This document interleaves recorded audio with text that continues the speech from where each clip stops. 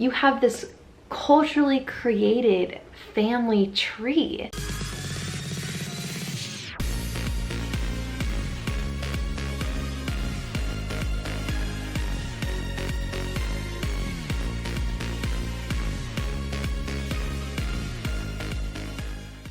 Before we jump into this video, I would highly recommend going and checking out the introduction that I filmed to this whole series on Greek life meets evolution, because it explains everything that you need to know, so go for it. And yeah, now let's get started. Okay, so today I'm talking about one of the most obvious connections, I think, between the Greek system and evolutionary theory, and that is kinship. For anyone who doesn't know what kinship is, more often than not, I would say it's the universal relationship of human beings, and most frequently that comes down to the family unit. Now that you know what kinship is, we can actually get into the main list of points that I have in the ways that Greek life and kinship are the same, maybe? Okay, so the first one. Human beings are altricial, and altricial essentially means that we can't survive as babies without our parents. We need to be taken care of, we need to be nursed. So what's built there is this dependency on mother and daughter, mother and son. And because of this, it strengthens our ties to our families. Now, sororities often perpetuate this same idea that we need them, even though we've already fled the nest, we've left, we've gone to college. And here's where I think it gets interesting. Yes, they say you need them. Your college experience isn't gonna be the same if you don't have a sorority or a fraternity or whatever it is. But the whole reason that that even exists is because you're leaving your family unit behind. So when you leave your family unit, something that you've been trained your whole life to know that you need, and you're going to a new town or a new city, and you come across this group who's like, hey, we can be your new family. We are sisters, we are brothers, we stick together. You're leaving your family behind, let us fill that gap for you. When I realized that, I was like, oh my gosh, that's insane. But yeah, on to the next point. Most often, ties to your natal kin remain strong after moving out.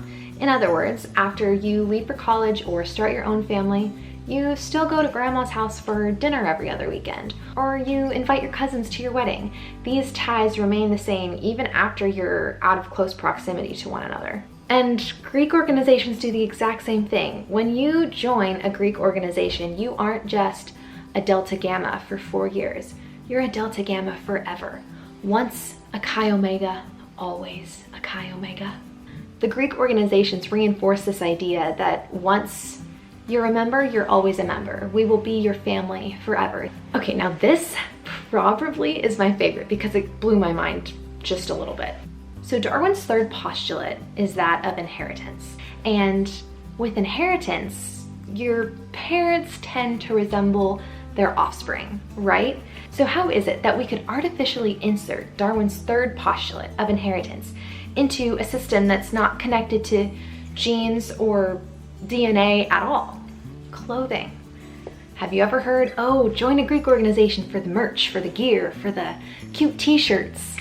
These t-shirts are more than just cute stuff to wear to class. They're a symbol that you wear on your body so that you physically resemble the other girls in your sorority. How crazy is that? We've literally created a way to have Darwin's law of inheritance in a Greek organization. So with that said, it's easy to recognize the people who you can trust because they're literally wearing your symbols. You guys look the same. And on top of that, these pieces of clothing, not only are they given out every year to girls to wear, they get passed down for years and years and years. Bigs and littles pass their stuff down. I have Chi Omega t-shirts from 2010. 2010, it's 2020. Yeah, inheritance, crazy stuff. Okay, so the next point is the fifth one is kind of a question more than anything else. So it's the 21st century. We have rules, we're not barbaric. So then why is it we're still forcing each other to drink from a keg stand upside down? I don't get it. More than kindness, it seems like we want to protect tradition. And instead of, kind of like the clothing, instead of genetic information getting passed down, it's traditions that get passed down. And this can be hazing, this can be initiation rituals, it could be pretty much anything. And I think that a Psychology Today article puts it best. I'm just gonna read it right here. However, more organizations are concerned with the preservation, tradition, and principles they follow and want their genes, or culturally replicating units, memes, to succeed in the future.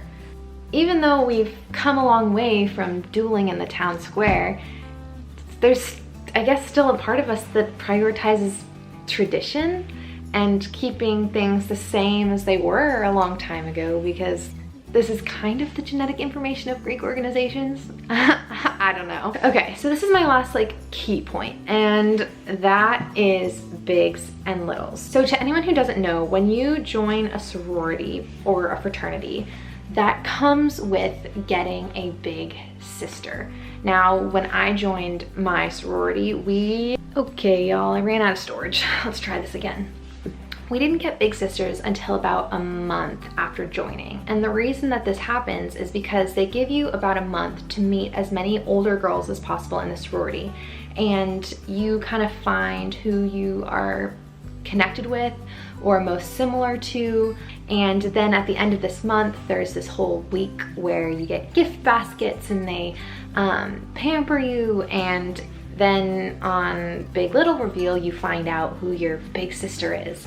And this whole process, not only are they giving you someone to look up to, just as you would a genetic big sister, but they're giving you a friend who has your back. It truly, truly, truly is reinforcing this idea of family. It mocks family extremely well and is very, very effective. And then after you have been in the sorority for a year, when you are now older and you rush new people, you have to keep your eyes out for your little.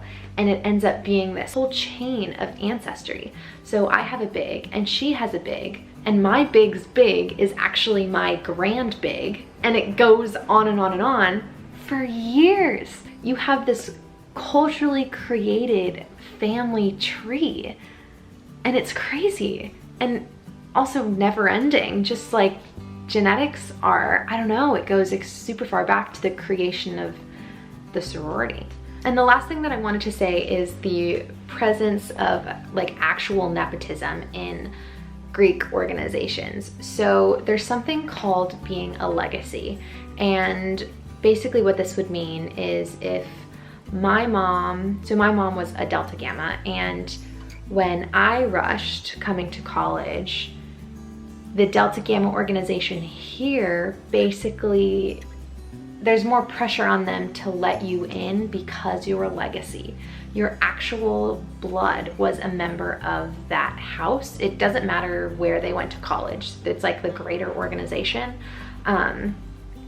So since my mom was a Delta Gamma, in some ways I was more likely to get a bid, get an invitation to be a part of that house. And that's actually the reason I didn't join it, is because I was scared they didn't want me for me. But that's like a whole nother can of worms that I won't dive super far into. And then there's hazing, but hazing I'm gonna talk about in a whole nother video, but I just wanted to say that it is connected to this whole family ties thing. But it's just there's so much to say, so I couldn't get into it even if I wanted to here, just no one would last. As you can imagine, this took quite a bit of research to collect everything, and all my sources will be linked down below, so if I have any faulty information, that's likely where it would be coming from. If anyone out there disagrees with me or agrees with me or has any questions, let me know. I love talking about this with people. There's not really a lot of people in my life who take an interest in what I have to say regarding evolution and Greek life, because I see kind of obscure, but yet they're so similar. Anyway, so some other things to look forward to are a video on hazing, like I said, secrecy, what else was there? There's more to look forward to. And thank you so much for watching. I know most people probably didn't make it this far because I had a lot to say, but yeah, thank you so much for watching. Stay safe during this pandemic, and send me any video ideas that you might have. All for now. Peace out. Bye.